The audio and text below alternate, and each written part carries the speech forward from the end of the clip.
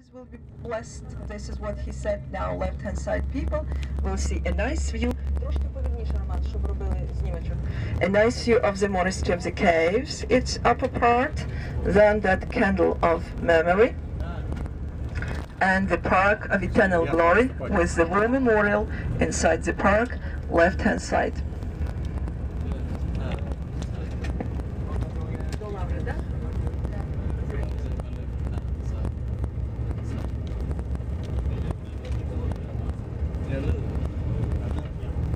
We are in the square, which is known as Glory Square, and the Park of Eternal Glory to commemorate those who perished during World War II. And you see a lot of boys left-hand side. Across from us, the yellow building is the university building, and this university is the transport university. So these are road engineers, future road engineers, that you can see them closer to the university building. And in front of the building there is a monument to Pushkin, who is the great Russian poet.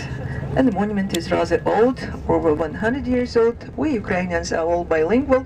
We don't need for Pushkin to be translated into our native language. You see the dates 1941, 1945, left-hand side, the Park of Eternal Glory, as I've mentioned already. Although the park is rather old, but like that kind of park with the Aloe of Heroes, the Tomb of the Unknown Soldier, there is the War Memorial. This is just, it was arranged after World War II. During World War II, Kiev was under the Nazi occupation for more than 2 years, for more than 3 years, all Ukraine, rather hard period that Ukrainians lived through that time. Left-hand side, you can see once again the obelisk. Then again, left in a minute, you see the monument dedicated to those, to commemorate those who perished during famine, the candle of memory, is how we call it. And you see the dates, 1932, 1933. And then we are coming closer to the place that we've seen from the bridge, upper part of the monastery of the caves. So if some other time you will have a little bit more time, that is, you can go to see that part of the monastery where you can spend 2 or 3 even hours. Usually it's a separate tour. Look left and you can see the main entrance into the monastery of the caves.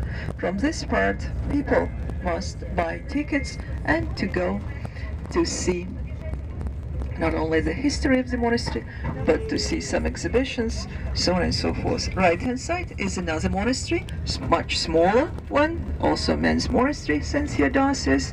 Again, left, we can see the monument, like an open book that the man has, the monk, who is buried in the catacombs, in the caves of the monastery. And now left-hand side is another monument here.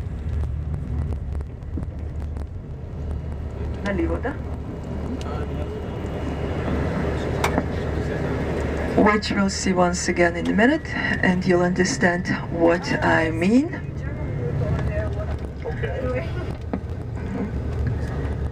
The monument dedicated to those who perished in Afghanistan.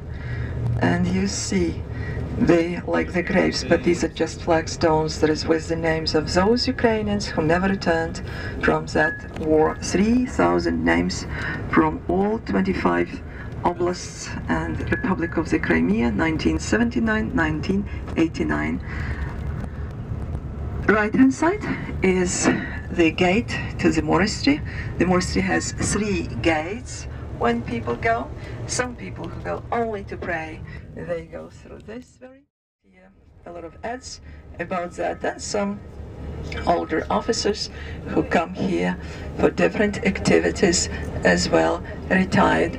Right-hand side is one of the oldest parks in our city that we like very much, and it is called Mariinsky. Maria was the person, Alexander II's Russian Tsar's wife in the 19th century, who gave a lot of money for its laying out. That's why the name of the palace, Mariinsky, nearby, that is, and the name of this park. Right hand side is the remnant of the past, one of the monuments that is Soviet times. Left is the Kiev Hotel, and then again left, behind the fence, there is a special place for accommodation of delegations that is here. Right hand side is the monument to the general in the war who liberated the city from Nazis, and it's his grave here. And then in front of us, in a minute, right hand side, you will see the parliament building.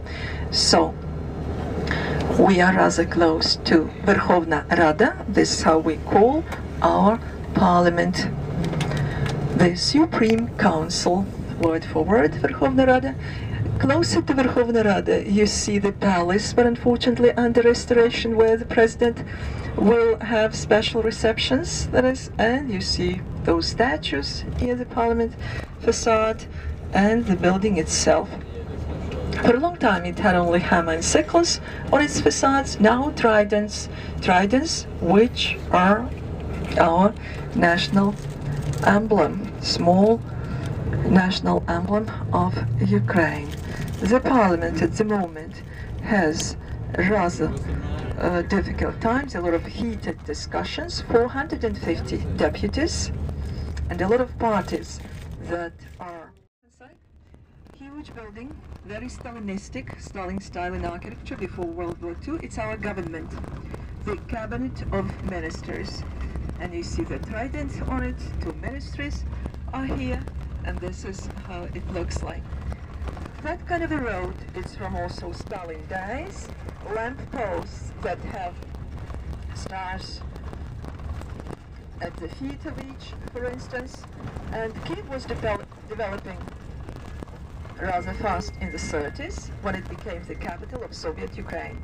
The first Soviet capital was Kharkiv, the second biggest. Left lions at the entrance as figures. This is a special gallery, Ukrainian art gallery. Now for sportsmen, I think it's interesting to see our stadium right hand side with the letter D. This is Dynamo Stadium. Dynamo Kiev is one of the best teams in Ukraine, unfortunately one of the best, because at the moment the best is not from Kiev but from Donetsk, Shakhtar, like that. That is maybe because it's supported by the richest person in Ukraine, who is a billionaire, Rinat Akhmetov, and we really very much want Dynamo Kiev to be the best. And he knows that Andriy Shevchenko, or say Blokhin Oleg, that is, and some others, they are all Dynamo players, first of all, like that, big patriots of the city, although some of them play in other different clubs, like what Shevchenko did, for instance. Right hand side, there is Khreshchatyk today, almost all Khreshchatyk is of the 40s and early 50s of the 20th century. That's why if you look in front of us, there are some stars, spires and special towers on apartment buildings like that. But 200 years ago it was nothing but a forest and a small stream just in this very place. And those were outskirts of Kiev of all the days when Kiev was the capital of Rus. So early Middle Ages, the borderline of Kiev. Now we go further on, just to the city center of those old days. Left hand side, in the square, the monument to Ukraine's independence. Then the music academy with columns. If you look again left, you see some glasses. There is some glasses structure and then fountains. Then the replica of the gate with Archangel Michael on top of it. And Archangel Michael is a patron of the city. Look left, you will see some 2 lanterns on the bench. 2 lanterns in love, a fun monument just here. And then